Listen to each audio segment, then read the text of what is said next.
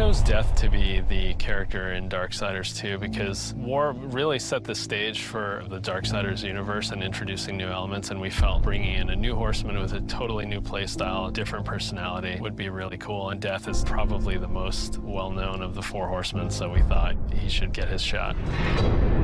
What makes Death different from War is almost everything about him. The way he expresses himself, the way he talks. I have an offer in mind. The way he handles business on the battlefield, and the way that he gets around. It's much more feral, more animal-like.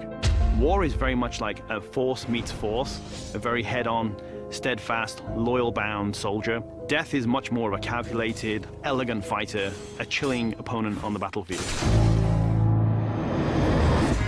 His traversal has definitely improved. It's a lot faster, more responsive, and so is his combat. His weapon is more interesting. He can dual wield or wield a single heavy weapon, depending on your playstyle. Death's primary weapon is a scythe.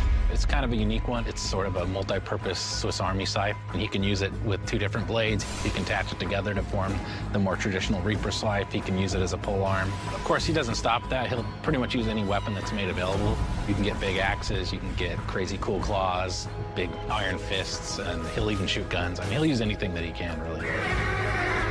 The main improvement from Darksiders 1 to Darksiders 2 was depth. We wanted to make the game more involved. We wanted to have more context. We wanted the player to really feel like they're in a real world with people living there, stuff going on, things going on.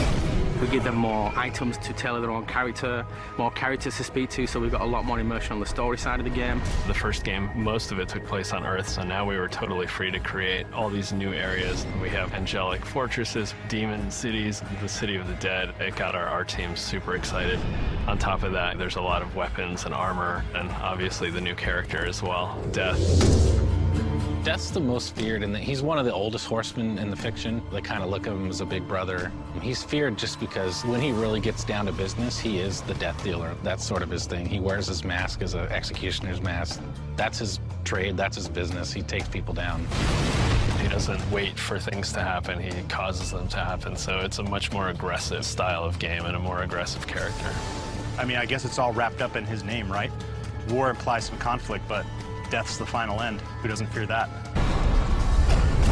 A few words describe Death: cold and calculated. Agile, both in the way he fights and the way he deals with situations. My favorite word to describe Death is definitely arrogant.